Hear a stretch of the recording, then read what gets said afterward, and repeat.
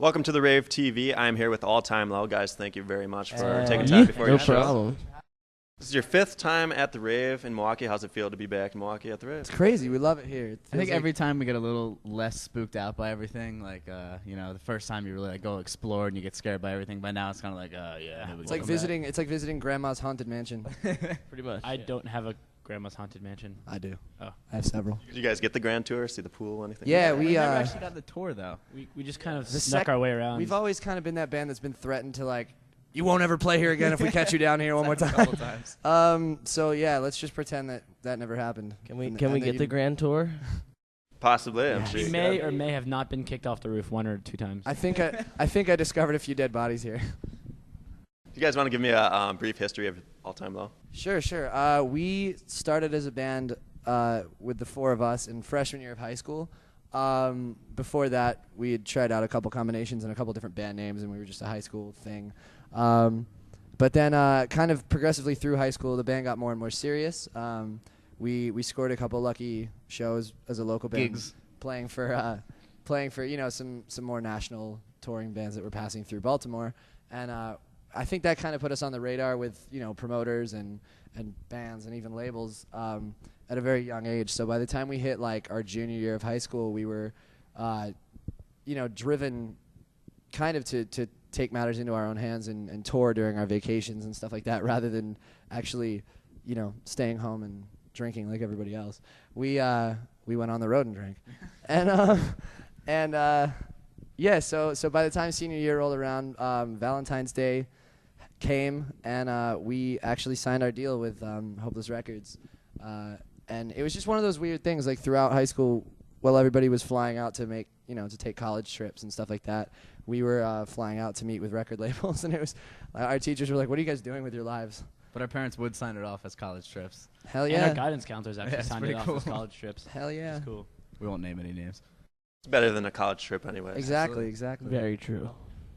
Now, you guys, So Wrong It's Right is out now. You guys want to explain that a little bit? How is it recording this album different than the party scene? Man, recording So Wrong It's Right it was really the first time we'd gone in with a producer, and it was the first time that we were gearing up to release anything on a label or in stores or on a national or international scale. So Yeah, when we a went lot in of with pressure. for party scene, we basically went in with the 12 songs and came out with the 12 songs. nothing When changed. we went in with So Wrong It's Right, we had like 9 or 10 demos.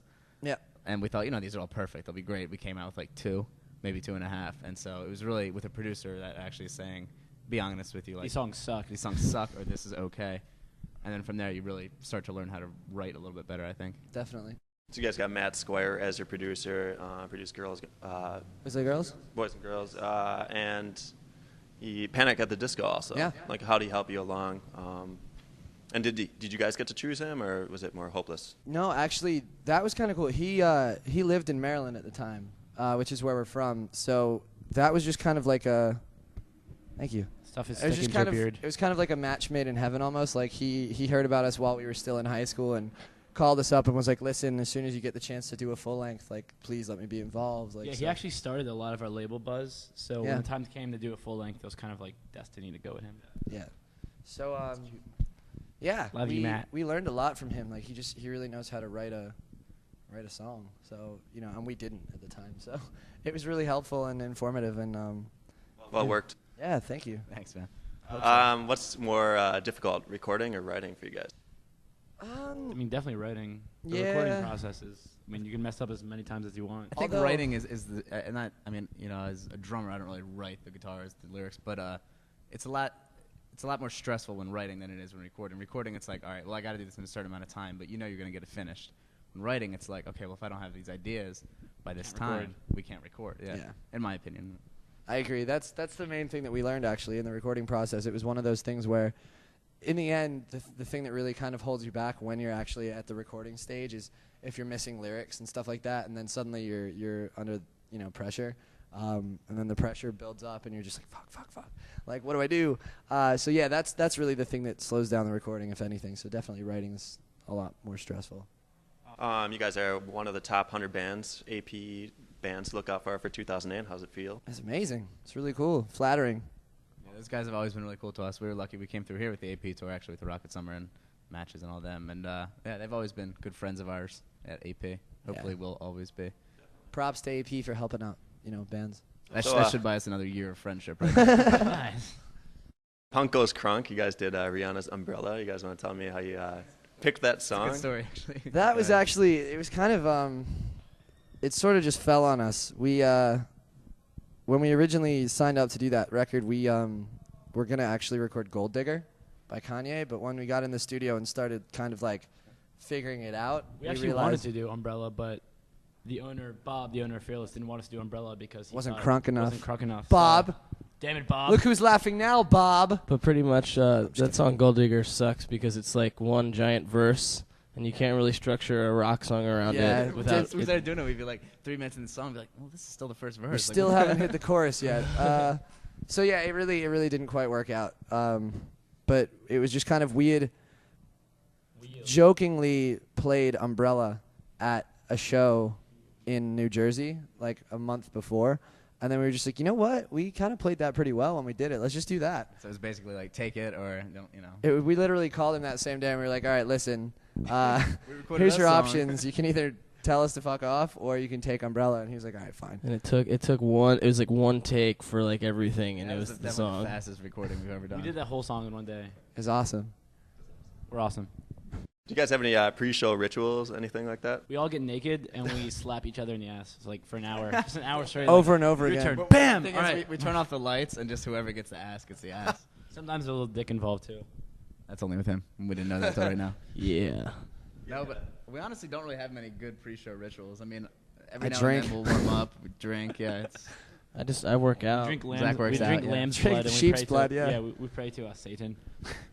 typical. Hail Satan. Typical stuff. Satan. Hey, do you know what the pre-sale for Humphrey's show is upstairs?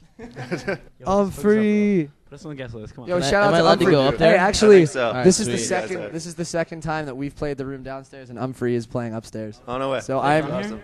I think it's Destiny. Are they from here? Chicago. I am gonna go upstairs and watch them again because they have a lot of like dancing people, and it makes me laugh. So you guys have a great stage presence. You keep it going every night. How do you guys do that night after night? So much cocaine and speed. No, just kidding. I think we're one of the few bands. Red Bull. No, that's true. How do we do it? Red Bull. No, I think we're one of the few Wait, bands wait. I'm back. that's lucky enough to enjoy playing the type of music that we write.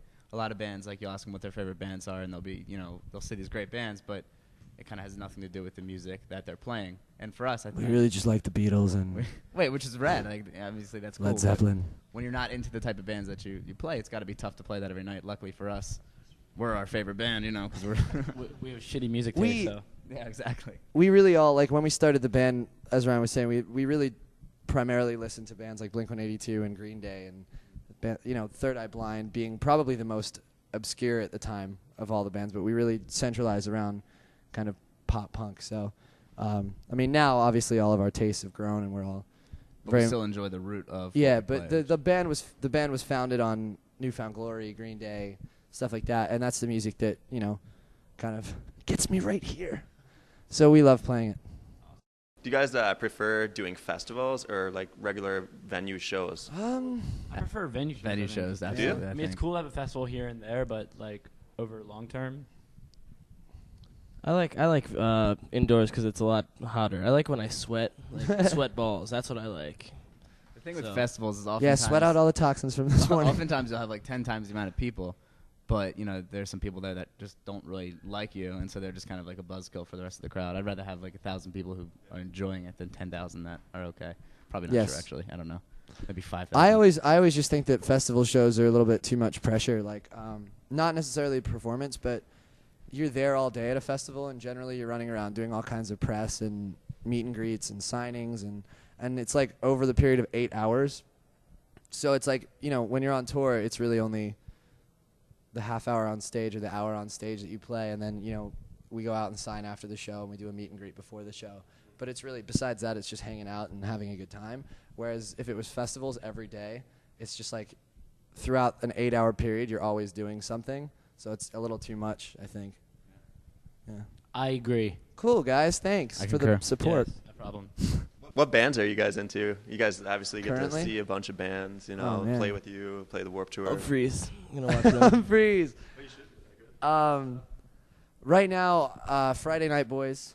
Jack's Mannequin. It's my jam.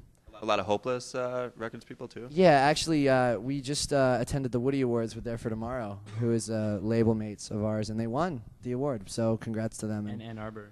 And Ann Arbor, of course. But yeah, I think There for Tomorrow and Ann Arbor have some really great things coming up for them.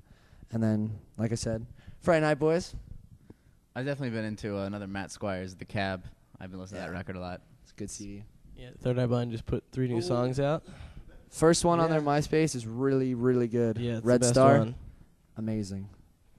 They have an EP coming out next week or in a couple days. And the second song is about some weird things. Masturbating. Yeah, pretty much. It's about girls masturbating with shower heads. Shower That's heads. amazing. Why can't you be His- like my shower head? His lyrics An are amazing machine. phenomenal.